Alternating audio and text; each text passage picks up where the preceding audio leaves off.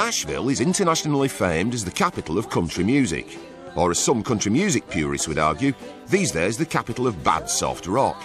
So relax, this isn't Nashville, but another country music stronghold, 400 kilometres north of Sydney, Australia. Tamworth, gateway to the outback.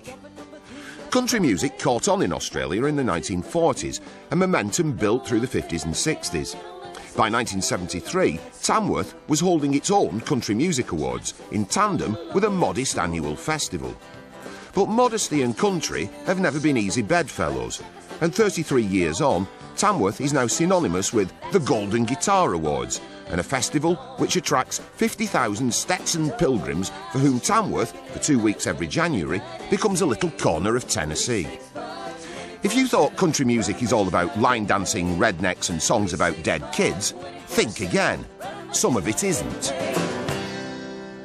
Country music is easily ridiculed by those who haven't heard those records and those artists who embody the greatness of country.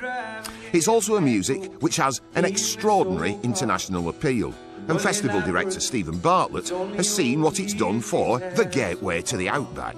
Probably the single biggest benefit to the city of Tamworth and its residents would be that Tamworth is the best known city in Australia.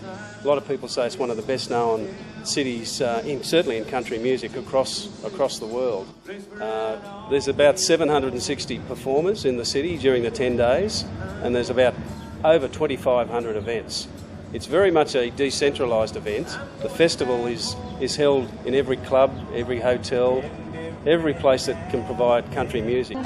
Aside from the formal performances, Tamworth runs a busking competition and encourages hopefuls to line one of the main streets to play to the crowds. Along Peel Street, festival goers happily run a gauntlet of Elvis impersonators to bottle top players and those who simply got bottle, making this the dangerously avant-garde festival fringe. Absolutely awesome, never felt anything like it. This is my actual first time to the festival. I've been to Tamworth before, but not to the festival. Yeah, I'm loving it. It's great. I really love it, baby, but I've got to get back to Memphis. So I'll have to leave Tamworth and the booty. Crocodile staff and the cockatoo fly and the penguin walk and the little deer climb. This is the pulse of Tamworth, I think. This festival is definitely highlighted with the busking, with the people, the street atmosphere and the fanfare that go with it. Tamworth is, for 50 weeks of the year, a medium-sized town with a population of 50,000. But for a fortnight every January, the mayor, James Treloar, watches as the population doubles, swelled by country music fans. Oh, there's enormous economic benefit to the city. Somewhere between $40 and $60 million boost to our economy just for the 10-day period itself, but then an ongoing boost all year round. When you look at the amount of effluent that we treat, if we're doubling the amount of effluent we treat, one can assume we've got twice as many people. They're drinking twice as much, one or the other.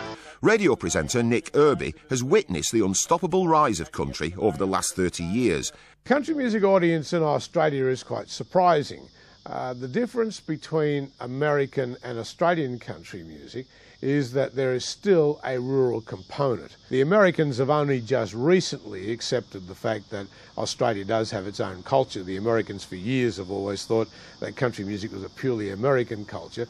But when you look at the history of the two countries, we started because they stopped sending convicts to America, and our histories have been pretty much parallel in a lot of ways, and so therefore it's not surprising that we have as strong a country music industry as we do.